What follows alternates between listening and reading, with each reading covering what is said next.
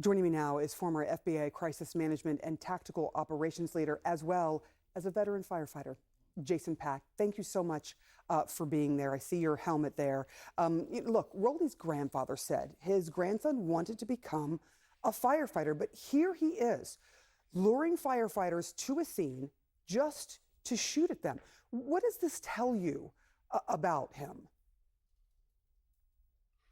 Good morning, ma'am, and thanks for honoring the firefighters at the top of your piece there. It's we've talked a lot about the investigation, but I think it's Yeah. just as important to remember those brave men that have given their life serving their community. So thanks for helping us honor those. As far as the investigation goes, Ms. Seidner, we've seen the public information come out from the Sheriff Norris there about this incident. And what they've learned as we've been talking about putting this timeline together, figuring out the pieces and the kernels and the breadcrumbs that might lead us back to the why of this case. They were able to find former roommates, former neighbors, former colleagues that he may have worked with, all with bits and pieces of information. So, including sleeping in his car. And there was some information that firefighters asked him to move his vehicle at the brush fire. That came out yesterday.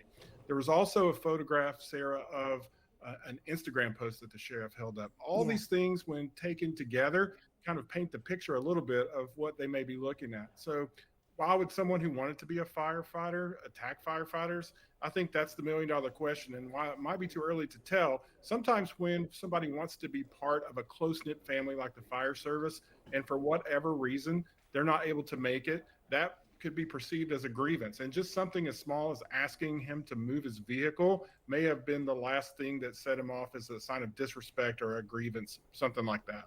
Yeah, that's a really interesting take on it as well. I do want to go back to that picture. Can we put the picture back up that was shown by authorities from his Instagram? He has on, camouflage, and he's got this picture that is on there with him. What does that tell you? It appears in this photo that he was going to war there.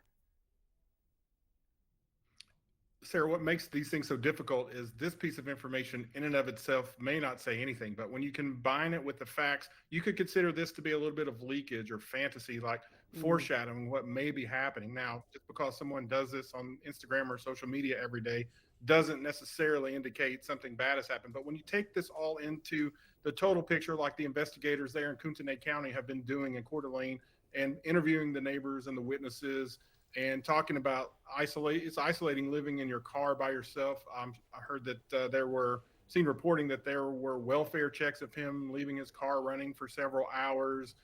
Just some odd behavior, as we mm. might call it. So what they're trying to do is figure out the why to this, and that why I've seen in these types of cases before is not one particular thing or another thing. It's usually a combination of a lot of these different things. And then one incident, whether it was asking him to move his car at the fire scene, was probably the final thing that set him off. You talked about the firefighters, as I did at the very beginning. Can you give me some sense, as someone who is a firefighter himself, of what this will do to not only those firefighters who were on the scene that day, witnessing this horror and being terrified as they are literally being sniped at by someone with a high-powered rifle, but what this will do to firefighters just going forward every time they're called to a scene? Well, right now, Sarah, the firefighters are coming on shift in your community this morning. They're checking their trucks off. They're sitting around the breakfast table having a cup of coffee, and I guarantee you they're talking about this. This is shaking firehouses across the country. They train for active shooters, but they train to fight fire, not take fire. So this will have to be uh, another type of training that they'll have to put in. What if you start taking fire? It's Mm. not uncommon for firefighters, particularly EMS folks, to to be injured on the job, whether that's a violent patient. You always want to make sure the scene is safe. That's one of the first things they teach you when you're working with this. Make sure law enforcement has the scene safe before you go in.